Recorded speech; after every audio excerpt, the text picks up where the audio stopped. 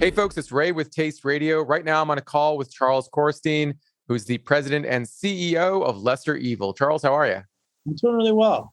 Thanks so much for having me on your show. I'm super excited to be here. Well, thanks so much for joining us today. I'm super excited to speak with you. I mentioned that you're the president and CEO of LesserEvil, but some people might call you the founder of the company. And this is the thing that we talk about often at BevNet and Nosh is if a person came to a company after it was started, they're not technically the creator of the brand, yet they're responsible for the brand success. Shouldn't they be called a founder or a co-founder at least, or something to that effect? I've been struggling with this one for a while. I think now, as I've put my mark on it, and as it's a completely different company, I'd probably be more comfortable calling myself the founder. But I think it was certainly an evolution that took probably 4 or 5 years before I got there. It is a little bit of an odd history for the company. Give us a little bit of background into how it started and how you came to LesserEvil. So Gene Hackman's wife, Betsy Hackman, was kind of a little bit ahead of her time. She was a big proponent of the Atkins diet. And, now we look at keto, and a lot of what was good in Atkins, is now in keto. But she was messing around with maltitol, which was a sugar alcohol, back kind of in the mid 2000s. And she was trying to put, basically this lower sugar, lower carb popcorn that was healthy. She was apparently a popcorn addict. Unfortunately, at that time, maltitol just was a really tough stuff, really tough ingredient to play with. You remember those Olean potato chips that kind of came. Oh my goodness. So there's a word that was associated with that brand, and the word was explosive, and not in a good way. Exactly. So I think she struggled with a little bit of that. The value proposition was also probably not all that great. She had these little popcorn, almost like at the movie theater. The boxes are shaped like this. It was a great marketing concept, but unfortunately, if you tried to stack it, it would fall over. If you touched, you took the bottom one. Anyway, so in store, it turned into quite a fiasco, in terms of the people always constantly having to restock the shelves because, some customer would pull out a thing and the whole display would fall down. So they tried that for a few years. Then they tried a line of crinkle sticks, which were just basically a potato puff shaped in a French fry. But that was just kind of, it was basically a potato chip, and it was a great shape, but it just wasn't enough to move the needle. So they kind of didn't really know where to go next, and they had blown through a ton of money. They had created a really cool concept, a really great name. There was a lot of great marketing assets behind it. But I think that, that it was turning out to be a lot more work than they expected and a lot more expensive. So I think that, it needed a change. LesserEvil needed to evolve. And I think that that's basically what happened when I got involved.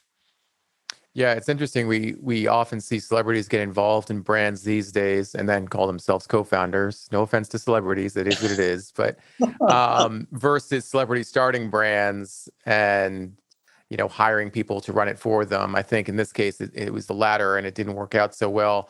Now, your background was not in food and beverage. Yeah. Your background was in bonds, which not bonds, a lot of beans. Yeah. Not a lot of as far as I know, not a lot of connections between the bond market and the food and beverage industry. I could be wrong, but what motivated you to get into our industry? I've talked about this in the past a little bit. Being on Wall Street for a long period of time, I think it was close to 17 years. It's tough. The combination of living in New York City, the lifestyle, entertaining a lot of customers. Then later commuting from Westchester into the city. I think when I got close to 40, I was feeling that I was, kind of a little jazzed up in terms of I was kind of at my wit's end. So I was like, I've got to try something else, So I had gone back and gone to business school part-time. And purely with the purpose of figuring out what I could do if I had to live another life. And then this came along. There was some synchronicity here because as I was suffering from more stress, I was making some lifestyle changes. I had started meditating. I had gone vegetarian. I certainly was really into food as a form of medicine. And then this comes along. I'm like, food. This could be interesting, and it was for sale.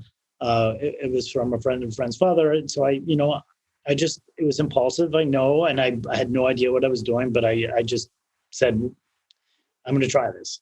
And it opened up a whole can of worms that I wasn't prepared for. But, looking back 10 years later or 9 years later, it was one of the best decisions I ever made. Some of the things that I learned, being a bond trader on Wall Street that actually helped a lot in the food industry was, in order to be a kind of a good trader, you have to learn to, cut your trade. You're losing trades really quickly. It's a real battle with oneself there because, you get highly emotional about these things. But once you can get through that and see what's working, what's not working, and not look at things emotionally, you can pivot and move really quickly.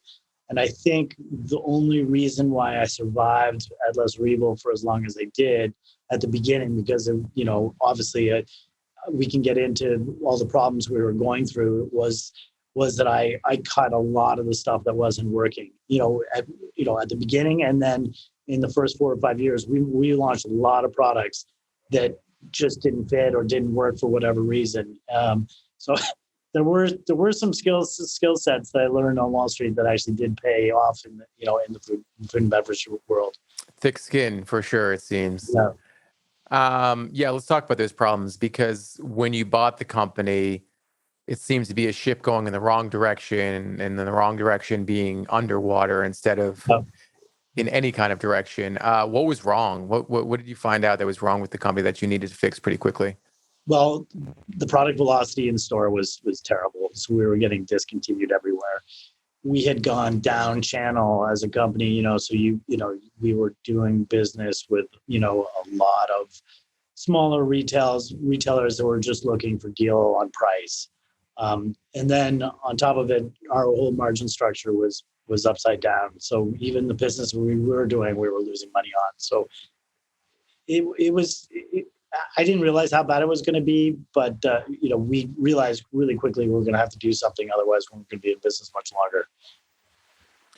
Let's talk about margins, because I think one of the things that you realized almost immediately was that your margins were terrible. And this is something that entrepreneurs struggle with all the time, because you're advised to have a healthy gross margin, 40% or higher if possible.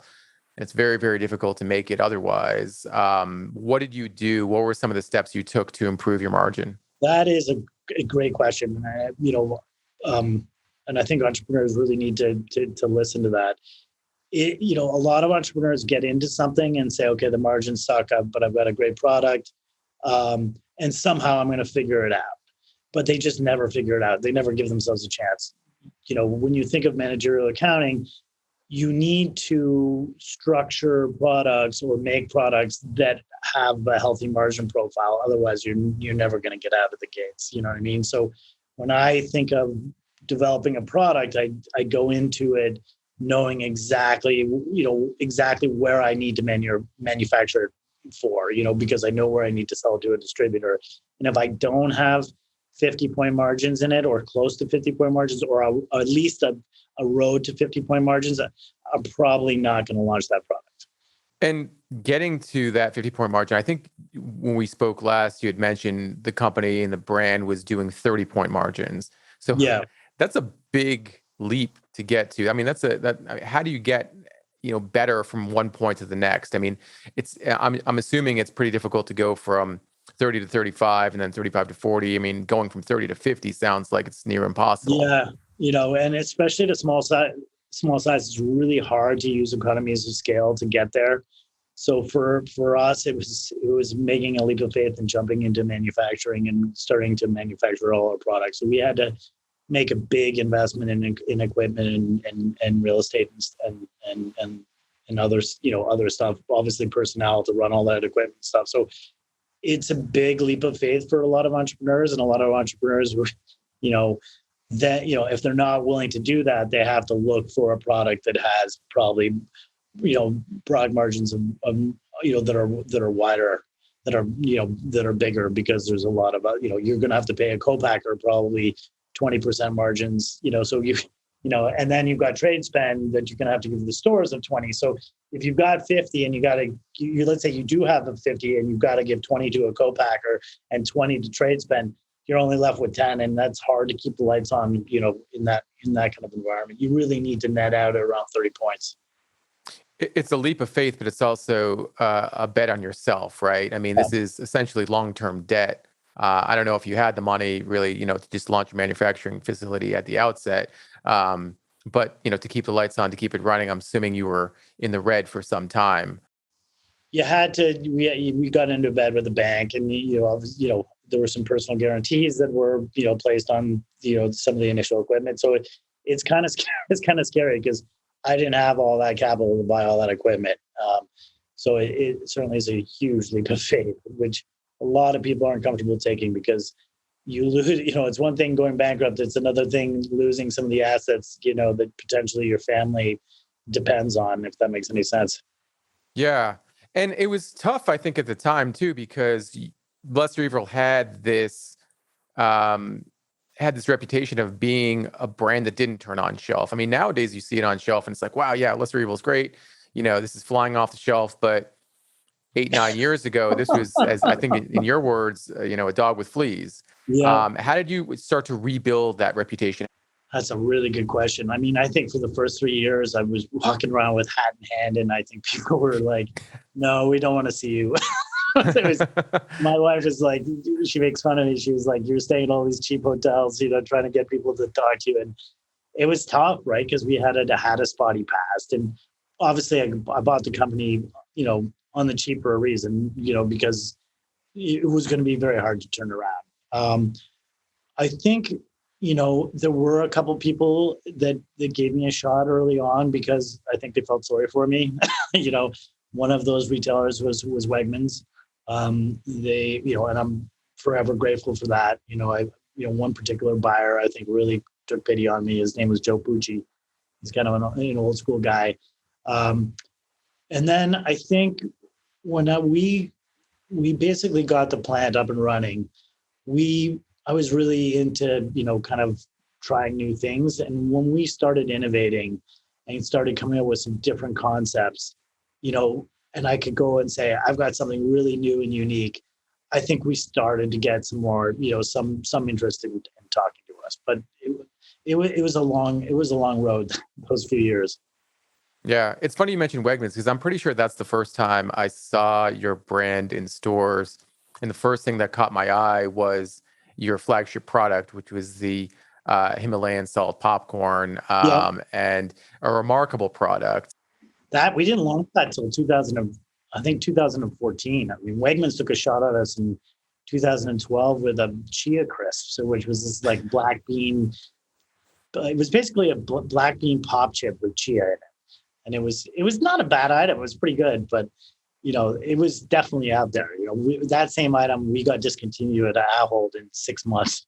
So it was, but Wegmans has an amazing consumer, and their consumers got it, which was really cool. So that was really what got us out of the gates. Yeah, I mean, and it was a scale driver for your brand. It was the way to get that kind of velocity that you hadn't been getting with your other products. How did you start to understand what the consumer wanted, what retail buyers wanted to see out of the brand, to fill that innovation pipeline and get LesserEvil known for not just healthy products, but great tasting products as well? That's wow. So you're bringing me back. So we went to, I'm thinking about the genesis of our popcorn, the Himalayan pink popcorn made with organic extra virgin coconut oil. I was at it, I think I started doing some of these nutritional retreats, and I went to a place called Paleo, which is like a yoga meditation center in here in the Northeast. And this guy, John Bagnulo, was talking about all the benefits of coconut oil. And I was laughing. I was like, you know what? I own a popcorn, manufacturing center. We had gone from Chia Crisp to Chia Pop, which is an organic popcorn, and I'd seen the fire of the popcorn. Like the turns in the crisp were probably like 6-7 units per store per week. But popcorn was a whole different dynamic. We were seeing, kind of 10, 12, 13 turns per store per week. And he was like, you should really try putting extra virgin coconut oil on this popcorn. And you should also use Himalayan salt. And, so as much as I like to think like it was my idea, but it was really this guy's idea. So I came back, I was all jazzed up, and I told my partner, Andrew, I'm like, we're going to try some of this extra virgin coconut oil on popcorn. And sure enough, it tasted great. And we, the Himalayan salt thing we were early on that. No one was using Himalayan salt on anything at that point. We're talking 2014. Now you see it everywhere. But that was it. And, once that started to catch fire, it kind of gave me some momentum. And as the momentum built, I got some self-confidence. And I started thinking, okay, well, why can't I do that with avocado oil? Why can't I do that with organic grass-fed ghee? Why, I started thinking of all the different oils and good fats that I could use on different products. And did consumers understand that stuff? I mean, back in 2014, were they understanding coconut oil and Himalayan salts and just the notion of a better for you popcorn? It was a tough road. I mean, people thought Skinny Pop was a healthy popcorn, right? I mean, and Skinny Pop was on fire those days. So we kind of struggled in the mainstream with the product because people didn't really understand coconut oil at that time. But where we really started to get some traction and see some really big velocity was in a lot of the local small independent health food stores. And that's not enough to drive your business, but it was long term, but it was enough. We got a lot of independent distribution, with NCG and Infra and all these little guys, and then we saw a lot of the California chains like the Moms and the Jimbos, and they understood it. And then eventually, one of Whole Foods is obviously a company that's very near and dear to my heart, but it took a while because we'd had a spotted history with them where we had launched the popcorn. It hadn't, in the initial concept, it hadn't done so well, but now we had some like, hey, this is doing really well. And that allowed us to make the inroads into some of the regions. And then once we got into Whole Foods regions, then we started picking up, 2, 3, 4 every single year. And that was really when we started to catch fire. The relationship between an entrepreneur or a founder or a president and CEO and a retail buyer is a very, very important relationship, especially at the outset. You are not just the brand owner, you're the representative of the brand. How do you make relationships work? How do you make relationships with retail buyers work? I ask this a lot of entrepreneurs, but I think in your case, you have a pretty interesting answer on this. Yeah, I think you want to make them look as good as possible, and you want to be as honest as possible because you only have one chance to make a good first impression, because you give them something bad the first time, chances are you're going to blow that relationship up right away. So I prescribe to the theory of a lot of people want to get into, all these major retailers right from the get-go. I prescribe that you got to wait until you got your story and you can take a really smart crack at some of these guys because you're not going to get a chance. And then once you give them something good the first time, then you can start to take a little bit more risk as long as you're honest about it. Because they'll start to believe in you. My whole thing with retailers is to be super self-effacing. Like when something's not working for us, like, hey, this isn't working. We've got to change it. I realize I'm not making you look good, and I'm taking responsibility for it. I'm going to take responsibility for our relationship. I'm going to make sure that everything you have on shelf is turning, and if it's not, I'm going to replace it. So you need to be super active with them and make sure that they feel like you're giving them the best possible products, and also you're innovating with them, first, or showing them first.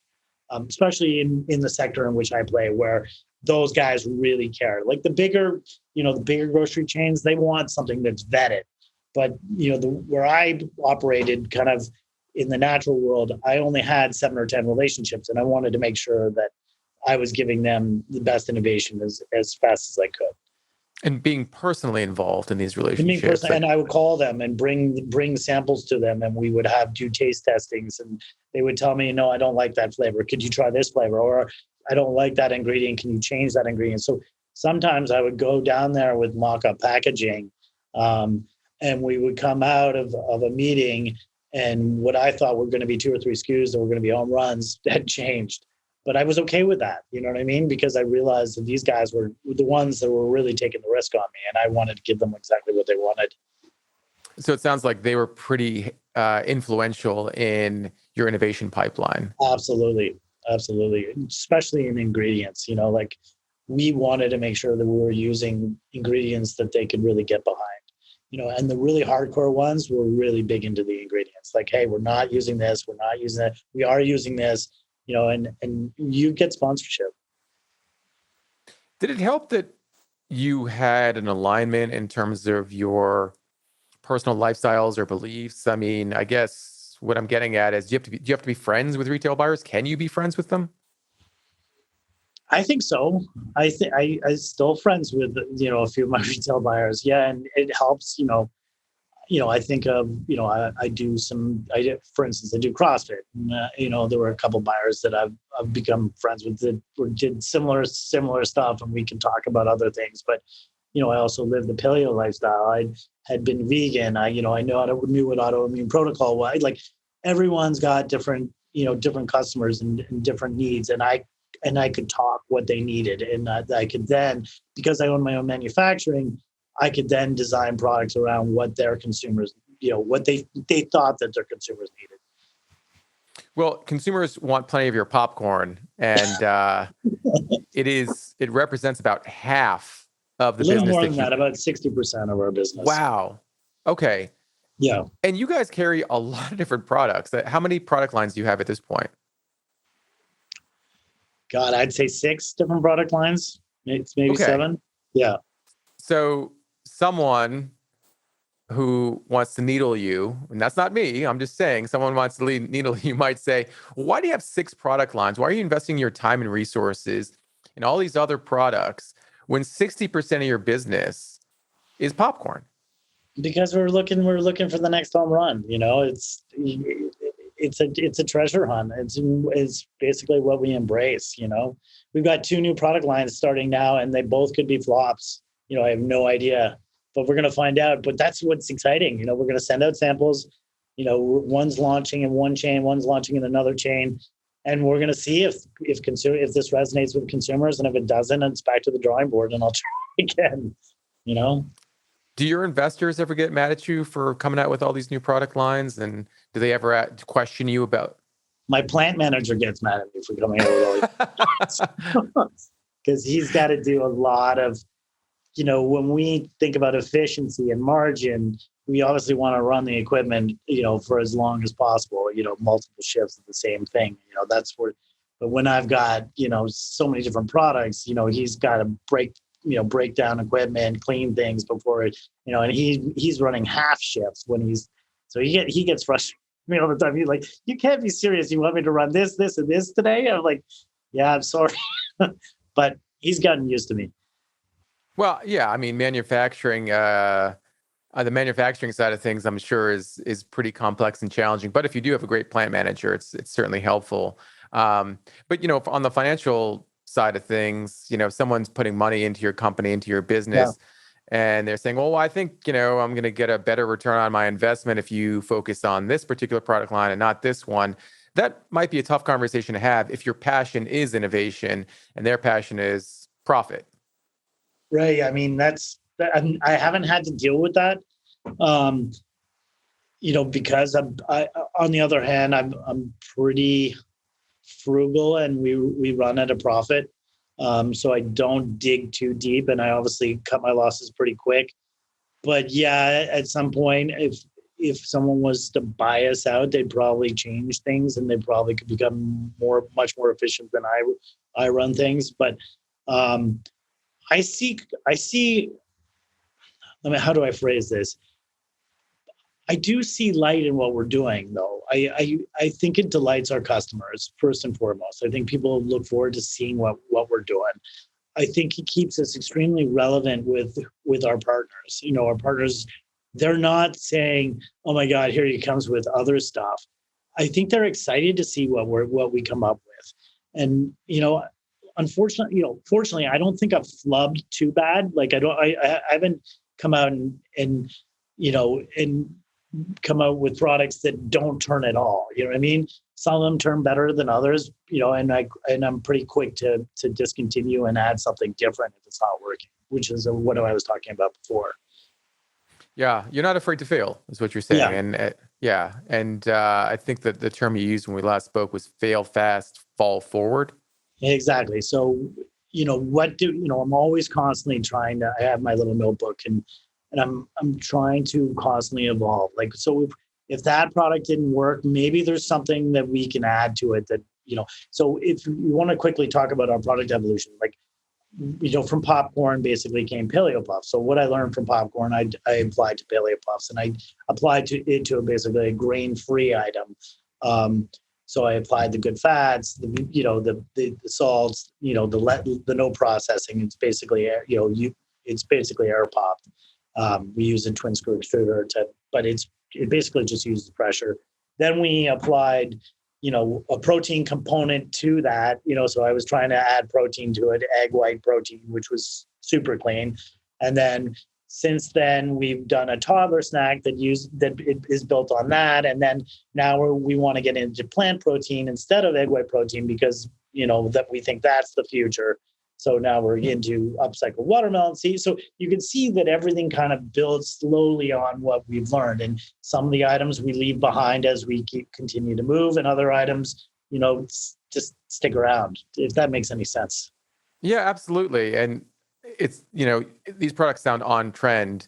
Some trends are more lasting than others. I think, chia as an ingredient was a pretty trendy ingredient, 6, 7, 8 years ago.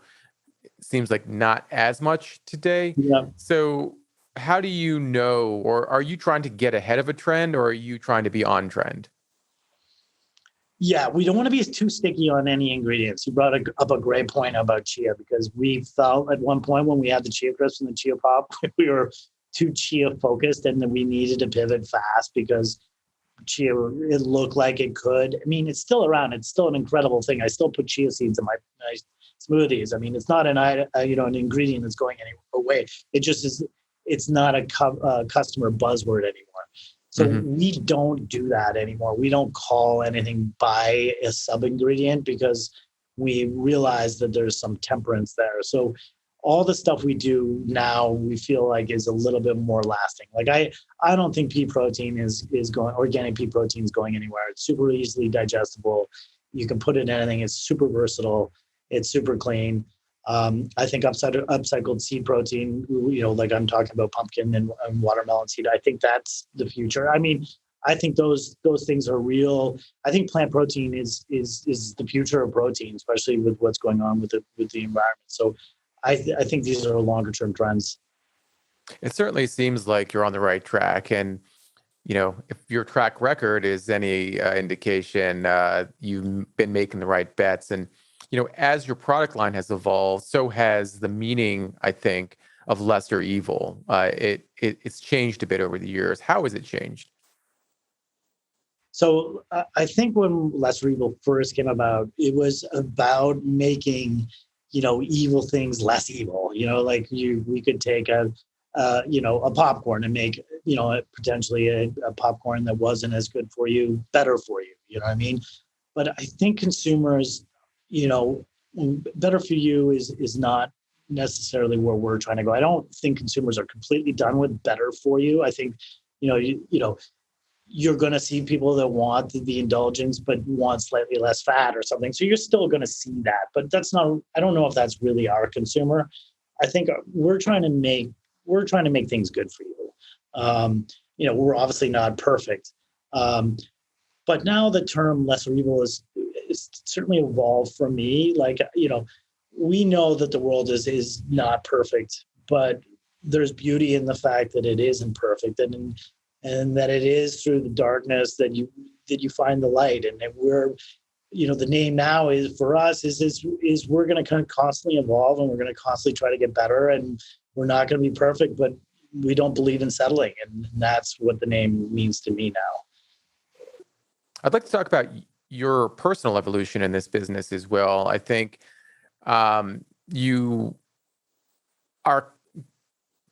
seem to be comfortable sort of being under the radar. And that's not a bad thing at all. And I feel like in a lot of ways, the brands and the entrepreneurs that are sort of below the surface, but doing really, really well, are the ones that don't need to be on the cover of magazines or don't need to have that feature article. They're just doing their thing. And, it seems like you as a leader are less of the glitzy, glamorous, marketing type who's, the arms folded and, on on the front page of LinkedIn and all that stuff. How is your guys leadership? who use LinkedIn pretty well.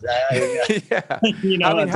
How is your leadership style different from others, and how has it benefited you personally and the company as a whole? So I believe that LesserEvil is allowing me to, it sounds a little cliche to work in your dharma or whatever, but to basically use the company as a vehicle to work on yourself, so you come to work every day. And I think of the things that I really like working on. I love connection with people. So I love team building. I love the fact that we're going through this, this journey or this voyage together, and that we're all trying to help each other. I like organization. I like discipline. I like, so all these things that I want to see more in myself. I try to bring them to LesserEvil on a regular basis to help improve my life. So it's really a personal journey, and LesserEvil has been a vehicle to basically to create an internal landscape that creates an external reality. I know I don't want to be to get too deep into it, but I'm so thankful that I've gotten to go through this journey kind of alone and uninterrupted in some ways, because we're not in San Diego or we're not in Boulder, Colorado, where there is more of a thriving community, but potentially a little more pressure, right? Here we come to work. We've got our little factory, we've got a little warehouse, and we have team meetings, and we're kind of isolated, and it just allowed us to really keep our eye on the ball and not get too big, in that external world where it's really easy to get caught up in your own success. Here it's much more, and I don't want to say isolated, but it's comfortable, and it's quiet, and for me it fits really nicely. I think one of the other things that's pretty interesting about LesserEvil as a brand is that I never got the sense, and even more so, I never got this. I don't get the sense after talking with you that LesserEvil was one of those brands that was, built to sell. And I could be wrong. Most brands are putting themselves into a position where if there was an opportunity, hey, great. But it feels like LesserEvil is sort of built for the long term. Never had a chance to build it that way. Yeah. Yeah, because you're right, Ray. You're asking amazing questions. We because of where we came from, we had to be so scrappy. There were no investors lining up at our doors for a long, long time. We're talking 6 or 7 years of internal funding and making every single dollar stretch as far as we could. We were buying equipment out of the junk scrap, like literally. And, my partner, Andrew, who's a really smart guy, was an engineer, we would try to, bring this stuff back to life and see if we could use it. It allowed us to grow smartly and not throw a shit ton of money at, sorry if I'm not allowed to swear, at marketing and doing, a lot of entrepreneurs want to grow so fast because they, hey, we've got to grow at 50 to 75% a year because our private equity firm that's behind us wants us to grow that fast. And the strategic that's behind the private equity firm needs it to, so they follow this formula. And often you can see that, it leaves behind not necessarily the best business practices, and certainly not a lot of profitability, right? Because you're all of a sudden your trade spend may creep into the 25 to 30 point range. You're spending a ton of money on marketing, and you don't even understand if it's really moving the needle. Whereas we didn't do any of that stuff. Our marketing budget for probably 5 years was less than 1%. So we had to let our product quality, even on our branding, we didn't have great branding for a while. I mean, our branding, I had LesserEvil, I had Bootable, I had everything written on the package because, me and this guy Serge were, creating packaging in a dimly lit room in Denver. So it allowed us to create a pretty healthy business, but grow at a more moderate rate. I would say our growth rate has actually picked up in the last couple of years, which is exciting. But we found the sweet spot for us, and I hope other entrepreneurs listen to this, is 50 to 60%, maybe too much for a small business to grow 5-6 years in a row, right? Without losing a lot of equity in the business. But also putting a lot of strain on the business. So we found that, we could grow nicely in that 30 to 40% range, and that we could do that fairly inexpensively. When is the right time to invest in marketing? I mean, investing less than 1% of your business in marketing, I mean, that's not a lot at all. But I mean, when do you see the right time to broaden awareness of LesserEvil as it relates to mainstream consumers? Because I think there's a real opportunity. It's that now it seems like, especially when everything that you're doing is aligned with seemingly what everybody wants. We've changed that.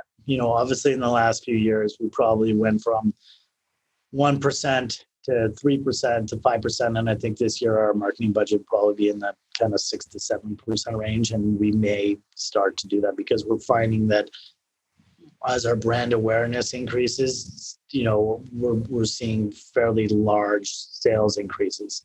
So, but we're in a good place because we're actually making money. So we can take some of the money that we're making and allocate it to marketing. So it's really different for every entrepreneur based on their cash flow, really. But you want to be sure that, you're seeing some positive ROI. And, I don't want to get too into it, but, there's a lot, there's a whole different ways to measure return on investment in terms of marketing, in terms of lift and velocity and all that stuff that we can get into, but it is somewhat technical. Well, I think some of our listeners might be interested to hear a little bit about that. I mean, how do you measure return on investment in marketing? It's tough. I know it's really, really tough. I think, what are some of the metrics that you guys use? Well, I mean, so when I think of marketing, I mean, you can do some of this general awareness kind of marketing on Instagram, right? Or on Facebook or whatever. That stuff is super hard to measure. But recently, in the last probably 3 months, we've brought an agency in, and we've spent about, I want to say we've spent probably $20,000 on 2 campaigns, and we've just with the creative side of it, and then we probably spend $25,000 to $30,000 a month on just on implementing that campaign, and we've seen velocity increases above and beyond our typical growth rate of, I'd say 10 to 15%. So it's a little bit of a finger up in the air kind of thing, but something's happening, and I can feel it, and it's I'm seeing some of it flow through to the bottom line. So I'm taking more of that money, and I'm investing more of it. I'm going to invest more of it back into these general campaigns. Like we did a summer campaign. We're just about to do a back to school campaign, and now we're going to do a bigger, broader, more general, marketing campaign around what makes LesserEvil different than its competitors. But then there's the whole way you can look at things when you're actually trying to sell a particular product. Like we were trying to drive customers to our website, right? In a lot of our previous campaigns, because I wanted them to be I wanted them to pay for themselves essentially, because I figured if I could drive enough to our website or to Amazon, that my profit margins would end up paying for it. But our product margins are so thin on direct to consumer, both through Amazon and through our website, that it was questionable whether I was actually making any money on that at all. That's very interesting, because I think everyone assumes that e-com is a great way to drive and generate revenue. Part of our problem is that our products are, popcorn just cubes Right. out, snacks just cube out terribly. So a 5-pound package will cube out at 20 pounds. And, it can cost you, $20 to ship that West Coast. And the value of the product in the box is close to that. Like we're selling to our consumers that whole box at $30, right? So, and here's $20 shipping. It's tough to make, especially consumers now want to have it, they're in 2 days, and they don't want to pay for shipping, or they want to pay very little for shipping. So we're still committed to it. We noticed that most of our competitors aren't shipping from their own website. Like popcorn brands aren't doing that anymore. But we want our consumers to get a lot of our different product SKUs to try, because they may not necessarily get them at local retailers. So we still view it as a very important part of our business, even though it's not all that profitable. Charles, it's been so amazing speaking with you. Such an honor. I'm a big fan of your brand, and I think that it's so great to see it in your hands, running it. Back in the Gene Hackman days, it's funny, and coming full circle. We might not be speaking right now about LesserEvil at all had you not taken the reins. So I think it's time to put that founder stamp on your business card. All right. I'll tell the team to order some new business cards for Expo East. Are you going to be at Expo East? Yes, we'll be at Expo for sure. I look forward to meeting you in person. And I'm excited. I'm looking forward to seeing those business cards. But once again, Charles, thank you so much again for taking the time to speak with me. This has been an amazing conversation. Oh, thank you very, very much for having me.